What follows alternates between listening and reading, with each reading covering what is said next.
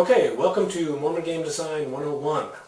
This is episode number 1, where we'll start talking about the Armor of God Junior, as I'm calling it. I've designed a game based on the Armor of God that's a little more complex, and I've decided that I want to do one a little more kid-friendly. So we're going to call this the Armor of God Junior, and so this first episode will talk about kind of formulating the idea and the different mechanics and things in the game. So, the Armor of God. We'll turn to Ephesians chapter 6 and read a few verses that talk about the Armor of God. So, if we start in verse 13 and go through verse 17, it says, "Wherefore take unto you the whole armor of God, that ye may be able to withstand in the evil day, and having done all, to stand. Stand therefore, having your loins girt about with truth, and having on the breastplate of righteousness, and your feet shod with the preparation of the gospel of peace. Above all, taking the shield of faith, wherewith ye shall be able to quench all the fiery darts of the wicked, and take the helmet of salvation and the sword of the Spirit, which is the Word of God." So, those are the 6 pieces of the armor of God we're going to focus on, as well as the fiery darts, to add in a little competition and player interactions. First off, it'll be important for players, or I guess the object of the game will be for players to collect all 6 pieces of the armor of God. The first player to do that is the winner.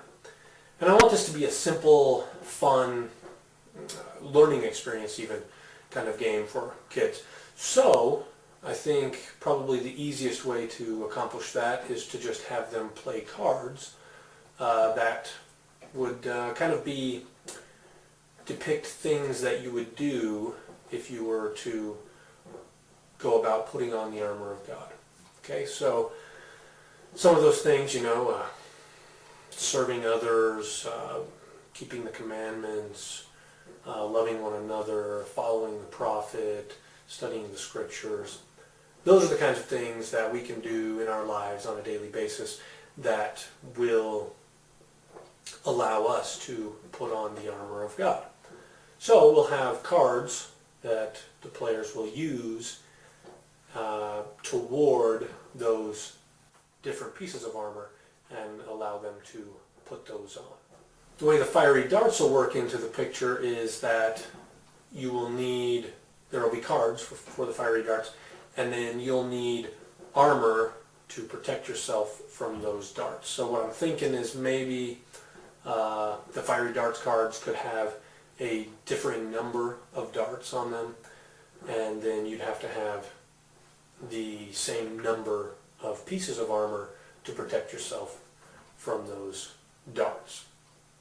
And if you aren't able to, then maybe you'll lose some of those cards that you've played toward other pieces of armor. So one thing I think will be a good way to make it a little more fun and engaging for kids is to take the 6 pieces of armor. For example, we could just make square tiles, each piece of armor, so this could be the sword, for example. But then as you collect those, they would be put together to form a picture of your whole guy. So you'd have a helmet up here, the breastplate here, etc. So at the beginning of the game, you'd probably have all of these just spread out in front of you, like so. Excuse me. And then you'd play the cards down onto the table, kind of, correspondingly to each tile. I also think a way to kind of make that work is to make each of these require a certain number of points. So I guess we could call these like faith in action points. So those cards that you play would be faith in action cards. So each of those would also have a number.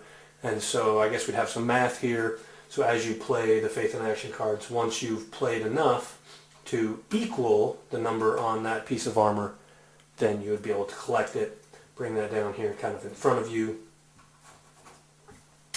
and start building your guy like this. And you'd have 5 left to collect. So I think to make it as simple as possible for kids, we just have maybe a hand of 3 cards, and on your turn you play one and then you draw one. So playing one could be, playing one anywhere here for any piece of armor, or playing one of the fiery dart cards. So that, in essence, just discard it and say, I'm playing this on so-and-so. And then they'd have to see how many pieces of armor they've collected and how many darts they've blocked, etc. So when I say, if the fiery dart card, if there are more darts than you have pieces of armor, you'd start losing these cards that you've played down here. Not actual pieces of armor, but just the faith in action cards, as we could call them, that you've played down here. So that's kind of the setup that I'm thinking of right now. So we'll see how it goes. Okay, so there you have it. Armor of God Junior. This is just kind of the intro. From here we'll go on talking about possible ways to set up a prototype. And I think, as this is for kids and I'm going to be testing it out with my own kids, then the prototype will need to look a little bit better than normal. If I'm playing with my wife, perhaps the way it looks isn't all that important to begin with, because we just want to make sure that things work and how we can improve them. Where this is a fairly simple game, we'll just go about creating a little nicer prototype to begin with, and then that way we can test that out with kids, and it'll be a little more engaging for the kids. So come on back and see us again for episode 2, where we'll talk about the prototype.